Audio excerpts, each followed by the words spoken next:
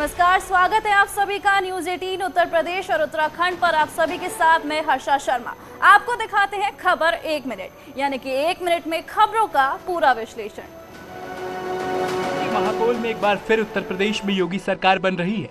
महापौल के मुताबिक 403 सीटों में से बीजेपी को 235 से 249, समाजवादी पार्टी को 137 से 147 के बीच, बीएसपी को 7 से 13 और कांग्रेस को 3 से 7 सीटें मिल सकती हैं। यानी बीजेपी को सरकार बनाने के लिए पूर्ण बहुमत का अनुमान है। 2017 के मुकाबले एसपी के प्रदर्शन में सुधार का अनुमान है। बीएसपी को इस बार भी भारी नुकसान होता दिख रहा है। कांग्रेस का प्रदर्शन 2017 के मुकाबले और खराब होता जा रहा है।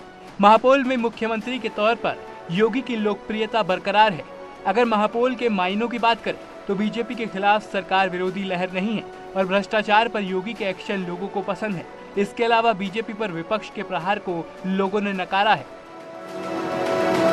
महापौल पर केंद्रीय मंत्री संजीव बालियान ने कहा कि एक बार फिर यूपी में योगी सरकार बनने जा रही है और समाजवादी पार्टी के कार्यकाल में जनता त्रस्त थी। ये आदत इतनी कमजोर नहीं है कि 5 साल पहले की सरकार को भूल जाए। 5 साल पहले की सारी बातें 12 से 17 के बीच की सबको याद है। इस पूरा उत्तर प्रदेश उस बात को याद करता है कि 2012 से 17 के बीच में कैसी सरकार उत्तर प्रदेश में थी। जो अपराध मुक्त हुआ है पश्चिम उत्तर प्रदेश, आज कहीं कोई अपराधी दिखाई नहीं देता, ये सब लोग कहते हैं। तो जो पिछले 5 साल में काम हुआ है और 7.5 साल में पिछले केंद्र सरकार ने जो काम किया है, हम अपने काम के आधार पर जा रहे हैं और ये लोग जाति और धर्म के आधार पर वोट मांग रहे हैं। वहीं दूसरी तरफ ओम प्रकाश राजभर ने कहा कि बीजेपी ने पिछड़े वर्ग के साथ अन्याय किया है और तस्वीर 10 मार्च को पूरी तरह साफ होगी। भारतीय जनता पार्टी ने जो वादा किया था उत्तर प्रदेश में ओम प्रकाश राजभर के साथ, जातिवार जनगणना, सामाजिक न्याय समिति की रिपोर्ट, घरेलू बिजली का बिल माफ करने का, एक समान अनिवार्य फ्री शिक्षा का, गरीबों का इलाज फ्री करने का, एक काम नहीं किया। और आज डंके की चोट पे कह रहा हूं, आप लोग देख लीजिएगा 10 मार्च को 10 बजे सारे ओपिनियन पोल फेल होंगे। न्यूज 18 के महापौल के मुताबिक उत्तराखंड में भी बीजेपी को बहुमत मिल रहा है।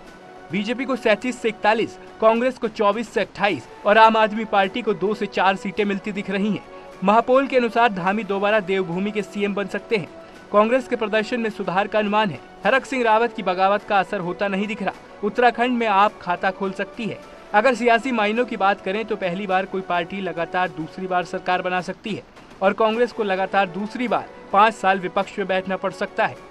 यानी जनता विपक्ष की नकारात्मक राजनीति से परहेज करती नजर आ रही है।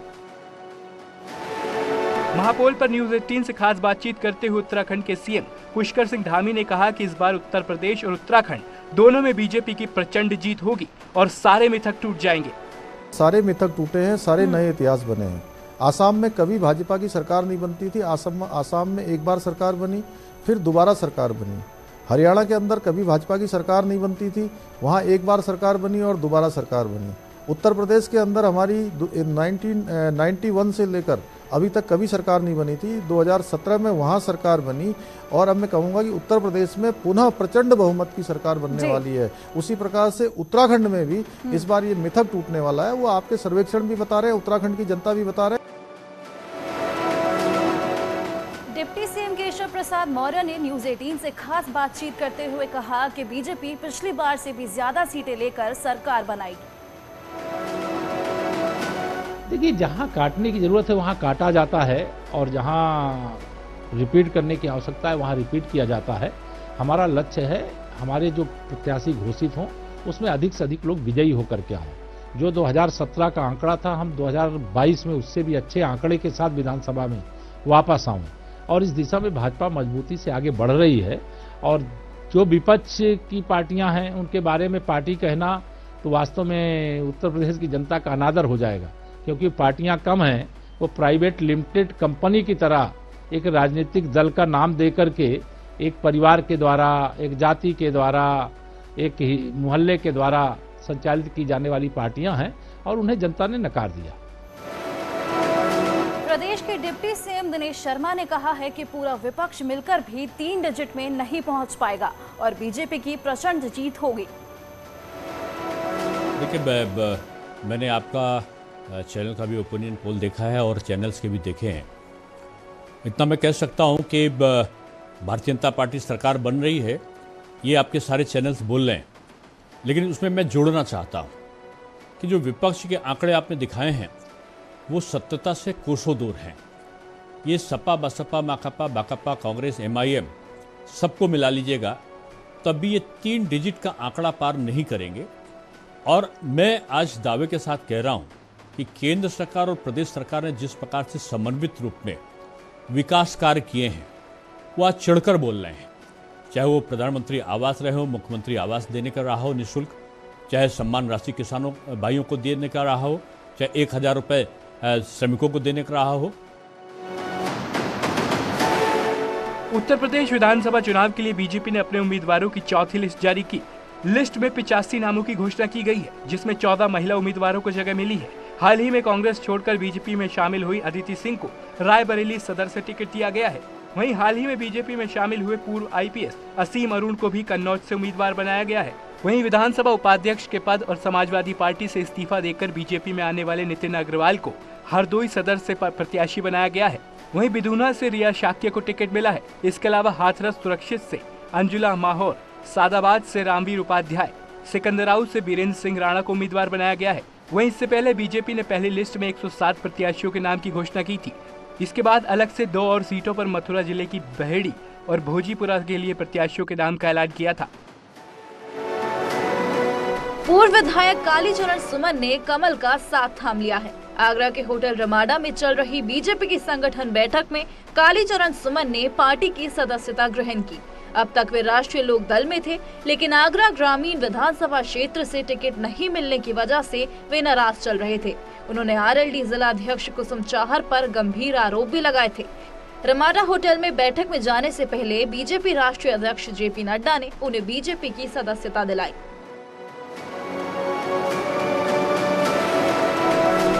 हरदोई पहुंचे कैबिनेट मंत्री जितिन प्रसाद ने समाजवादी पार्टी पर जमकर निशाना साधा। उन्होंने कहा कि जितना काम PM मोदी और CM योगी ने किया, उतने काम की समाजवादी पार्टी कल्पना भी नहीं कर सकती और किसानों के लिए भी सरकार ने बेहतर काम किया है। दरअसल जितिन प्रसाद हरदोई के कछौना में प्रबुद्ध वर्ग के लोगों से मुलाकात करने पहुंचे थे। इतनी योजनाएं अन्नदाताओं के लिए हो रही, किसानों के लिए हो रही, पेमेंट से लेके, धान खरीद से लेके और गरीब आदमी तक, अंत्योदय तक जो योजनाएं चल रही हैं वो भारतीय जनता पार्टी, केंद्र में मोदी जी और प्रदेश में योगी जी द्वारा हो रही हैं, जो उन्होंने कभी कल्पना नहीं की थी समाजवादी पार्टी ने। और इसी ईर्ष्या के वर्ष प्रति वो उल जुलूल ये बयान दे रहे हैं। उत्तराखंड की सियासत में आज फिर एक नया मोड़ आया। हरक सिंह रावत एक बार फिर कांग्रेसी हो गए। दिल्ली में हरक सिंह रावत कांग्रेस में शामिल हुए। दिल्ली के कांग्रेस वार रूम में हरक सिंह रावत की ज्वाइनिंग हुई। इस दौरान हरीश रावत, देवेंद्र यादव, गणेश गोदियाल और प्रीतम सिंह मौजूद रहे। सभी ने हरक सिंह का स्वागत किया। हरक सिंह के साथ उनकी बहू अनुकृति भी कांग्रेस वॉर रूम में पहुंची। अनुकृति भी कांग्रेस में शामिल हो गई। हाँ, बिल्कुल नाराज, मेरी कोई नाराजी नहीं थी और आज मेरे लिए बिल्कुल खुशी का अवसर है कि जब मैं आज फिर से एक बार भारतीय जनता पार्टी को छोड़कर कांग्रेस परिवार में सम्मिलित हुआ हूँ और ये मेरे लिए निश्चित रूप से एक सबसे बड़ी खुशी का अवसर है कि आज माननीय हरीश रावत जी, माननीय प्रियंका गांधी, राहुल गांधी जी, सोनिया गांधी जी और सब ने मुझ पर भरोसा जताया है। पार्टी ने मुझ पे भरोसा दिखाया है। मैं उनकी बहुत शुक्रगुजार हूँ, बहुत धन्यवाद मैं उनका कर रही हूँ कि बेटी को, उत्तराखंड की बेटी पे उन्होंने ये भरोसा रखा और मैं भी उनको ये भरोसा दिलाना चाहती हूँ, दिलाया कि मैं उत्तराखंड के अंदर पूरी मेहनत करूंगी, अपनी क्षमताओं का इस्तेमाल कर महिला नेतृत्व की जो आवश्यकता हमारे प्रदेश के अंदर है, हमारी बहनों को आगे बढ़ाने का, हमारे पहाड़ के युवाओं को आगे बढ़ाने का काम मैं प्रदेश के अंदर। दिल्ली में हरक सिंह रावत की कांग्रेस में ज्वाइनिंग हुई तो देहरादून में कांग्रेस ऑफिस में कार्यकर्ताओं ने पटाखे फोड़े और हरक सिंह रावत के नारे लगाए। वहीं हरक सिंह रावत की ज्वाइनिंग पर कुछ नेता खुश दिखे तो कुछ नाराज भी नजर आए।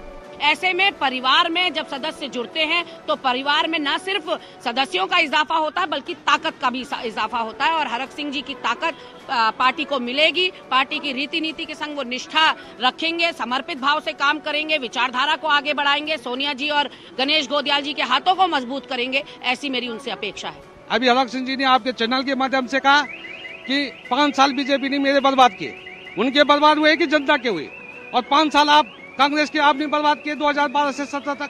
उससे पहले आप 5 साल पहले नेता प्रतिपक्ष थे, वहाँ बर्बाद हुए।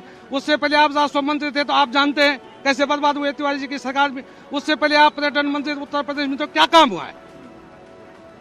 मैं हरा सिंह जी का विरोध नहीं कर रहा हूँ, लेकिन हरा सिंह जी के सीएम योगी ने एमएसएमई उद्योगपतियों के साथ वर्चुअल संवाद किया। इस दौरान उन्होंने सरकार के कामकाज के बारे में बताया। उन्होंने कहा कि गुंडे और माफिया का यूपी से पलायन हो रहा है। पहले अपराधी पुलिस को दौड़ाता था, अब अपराधी को पुलिस दौड़ाती है। उन्होंने कहा कि 5 साल में एक भी दंगा नहीं हुआ। 6ठी क्लास की एक बेटी ने मुझे बताया, उन्होंने कहा साहब हमें स्कूल जाने में कोई भय नहीं लगता है, लेकिन मैं एक दिन सुन रही थी कि वो फलाना अपराधी एक अभी जमानत पे आया है और चौराहे पे घूम रहा था। तो मैंने वहाँ के पुलिस प्रशासन से पूछा, मैंने कहा भी आखिर ये अपराधी कैसे बाहर घूम रहा है? आपने देखा होगा अगले दिन ही उस अपराधी ने अपनी बेल को कैंसिल करा करके वापस जेल में चला गया और परसों ही उसे आजीवन कारावास की सजा भी हुई है। वक्त एक छोटे से ब्रेक का, जल्द हाजिर होंगे।